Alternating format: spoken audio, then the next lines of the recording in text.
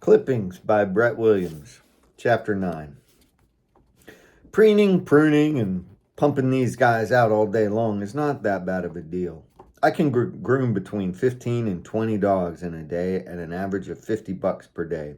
That's not a bad pull. If I could get some shampoo help or maybe rent one of the other rooms to another groomer, I could make more. That's what it's all about, right? Getting more? Our canine buddies don't know about more. They know when they're hungry, they know when it's cold, they know when they have to pee. Sometimes leaving humanity behind to talk with the animals is blissful. It suits my laid back attitude, and it doesn't take much brain power either. If I had a TV show, a dog psychoanalysis show, I would make an average of $8,000 on each dog. That's just a guess. But I'd end up famous doing interviews, never have a second to myself. All the dogs would know my name. The thought of that much fame makes me shiver. I know that doesn't make sense, especially if the idea of life is to get more, but fame scares me. I need my life separate from the public. I've considered going to college and earning a vet degree too.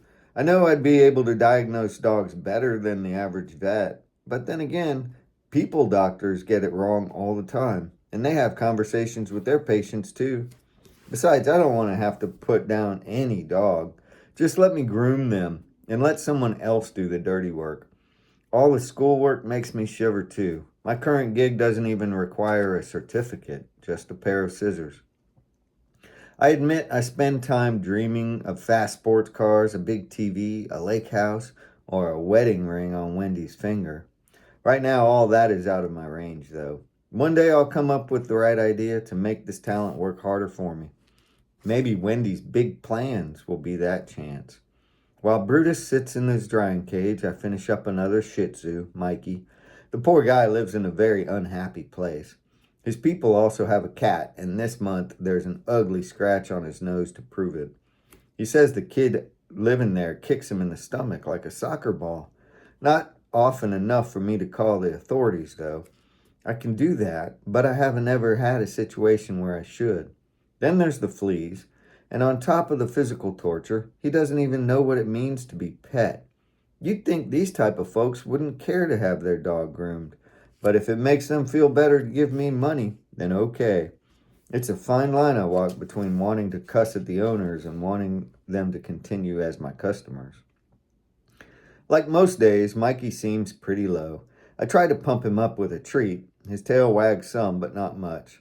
I'd love for a trip to Clippings to put a huge smile on any dog's jowls. It's not working today, though. After his grooming, he hang-dogs himself into the cage in the bank right next to the wall.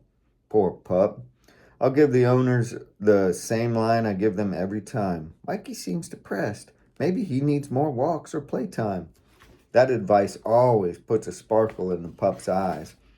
But the owners never seem to listen. Brutus now is dry and ready.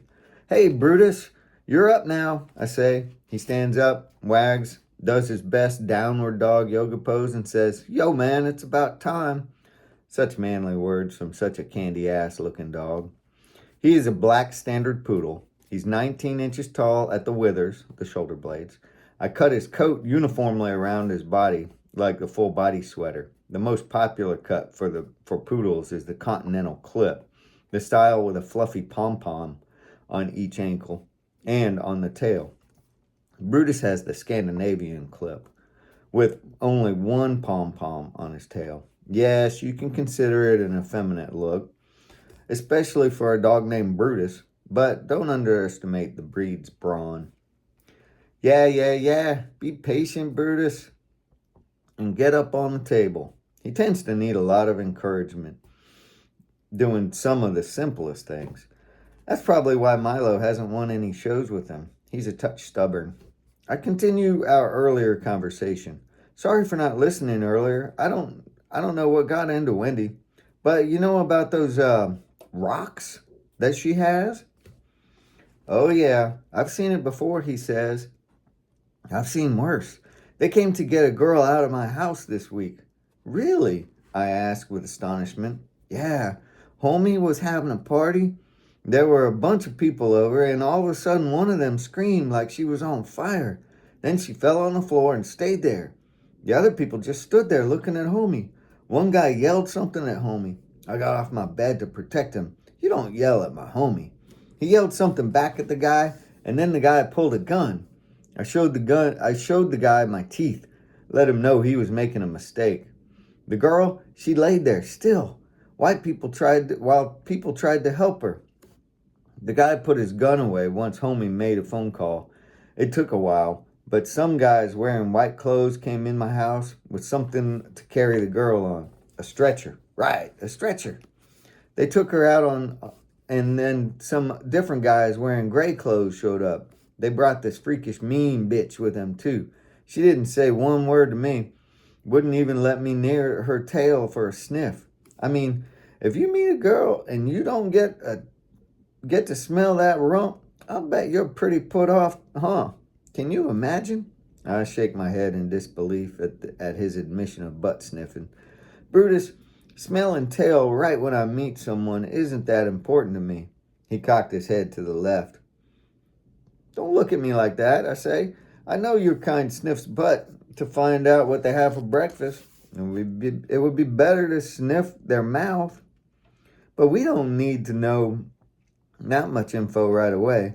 But I stepped back and gave him a smile, a nod, and a raised eyebrow. If it doesn't happen by the third time we hang out, then there's problems. Know what I'm saying? I hold my hand up, high five. His paw reaches up and lays it on mine. Then I pat his head and scratch under his chin. You were a good dog for standing next to Homie when he needed you. I handed him one of the bone-shaped treats from the jar on the corner of the table. We should all be rewarded for our good deeds, especially if they are the result of deeply rooted principles. I don't know what that means, but thanks for the bone. I step back and take a look at him, gauging how much clipping this boy needs. He doesn't need much of a cut, but he is a show dog, so everything has to be perfect. Scissors in hand, I start for his tail. Hold on, he says, and he pulls his hindquarters away from my snips. Don't cut anything good off. Don't make any changes back there. I didn't tell you because that girl interrupted me, but last week at the dog show, I won. My jaw drops, and so do my scissors. Unbelievable, that's great. I did that cut. You did a good job, too. It felt great. And they gave me some damn good bacon. I drank sparkling water from a gold bowl.